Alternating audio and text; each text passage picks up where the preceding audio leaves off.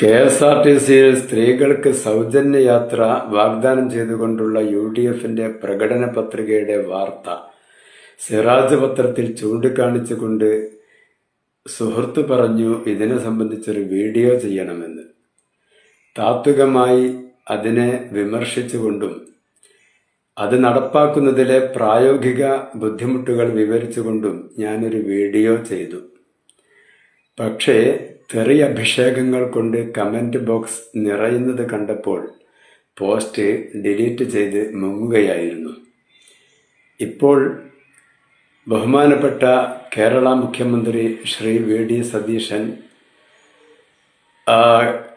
വരുന്ന ജൂൺ 15 മുതൽ സ്ത്രീകൾ കെ.എസ്.ആർ.ടി.സി ബസ്സിൽ ക്യാഷ് കൊടുക്കാതെ യാത്ര ചെയ്തോളൂ എന്ന് അനുമതി നൽകിയിരിക്കുന്നു.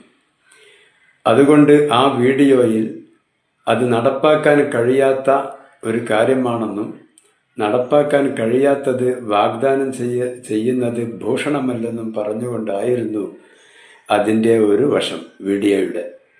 അതുകൊണ്ട് അത് തെറ്റിച്ചുകൊണ്ട് ബഹുമാനപ്പെട്ട മുഖ്യമന്ത്രി ജൂൺ 15 മുതൽ സൗജന്യ യാത്ര ചെയ്യാൻ വേണ്ടി ആഹ്വാനം ചെയ്ത കാരണത്താൽ ചില കാര്യങ്ങൾ വീണ്ടും പറയാൻ ആഗ്രഹിക്കുകയാണ്.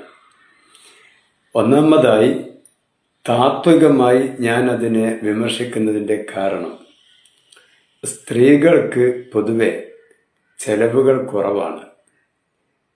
അവർക്ക് അവരുടെ ഭർത്താക്കന്മാരുണ്ട് സംരക്ഷിക്കാൻ, മക്കളുണ്ട്, പിതാക്കന്മാരുണ്ട്. അങ്ങനെ സ്ത്രീജനങ്ങൾ ജോലിയില്ലാത്ത ചെറിയ കുട്ടികളായിരിക്കുന്ന സമയത്ത് പിതാക്കന്മാരും, വിവാഹിതരായി കഴിഞ്ഞാൽ ഭർത്താക്കന്മാരും, പ്രായമായി കഴിഞ്ഞാൽ മക്കളുമായി അവരുടെ ജീവിത ചെലവ് സുഗമമായി നടന്നുകൊണ്ടിരിക്കും. സാമ്പത്തികമായി സ്ത്രീകൾക്ക് കാര്യമായി ഒന്നും ആലോചിക്കേണ്ടതില്ല എന്നർത്ഥം. അതേസമയം ഉറ്റവരും ഉടയവരുമില്ലാത്ത പല സ്ത്രീകളും ഇവിടെ ഉണ്ട് എന്നുള്ളത് യാഥാർത്ഥ്യമാണ്. ചിലപ്പോൾ ഭർത്താക്കന്മാരുണ്ടെങ്കിൽ തന്നെ സംരക്ഷിച്ചു കൊള്ളണം എന്നില്ല.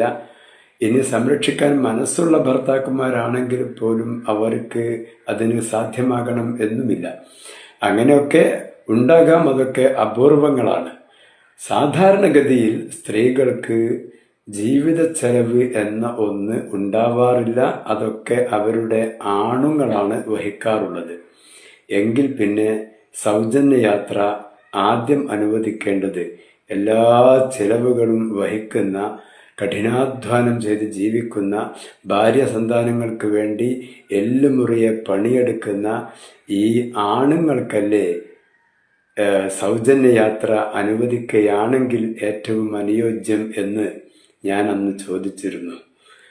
രണ്ടാമതായിട്ട് എനിക്ക് പറയാനുള്ളത്, സ്ത്രീകൾക്ക്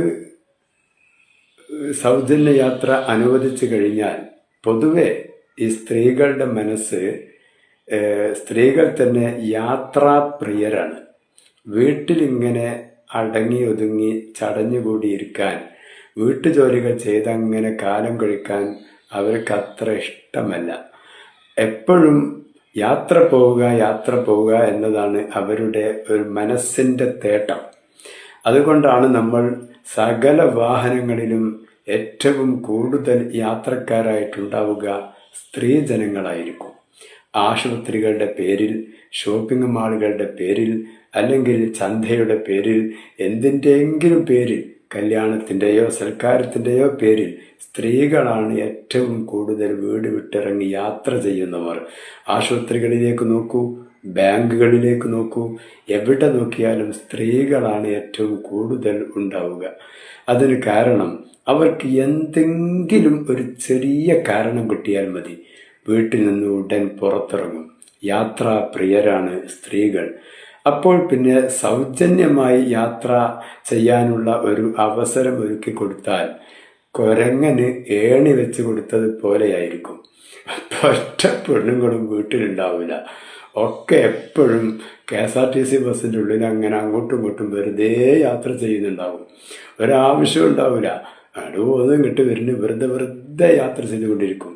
നിങ്ങൾ കണ്ടില്ലേ ആ ഒരു സൗകര്യത്തിന് വേണ്ടിയിട്ട് സമരത്തിൻ്റെ പേരിലാണെങ്കിലും സ്ത്രീകൾ കുത്തിത്തിരുകി ബസ്സിൽ കയറാൻ നോക്കുന്നത്. അവർക്ക് യാത്ര ഒരു ഹോബിയാണ്. അപ്പോൾ ബഹുമാനപ്പെട്ട മുഖ്യമന്ത്രി ചെയ്തിരിക്കുന്നത് കുരങ്ങന് ഏണി വെച്ച് കൊടുത്ത പരിപാടിയാണ്.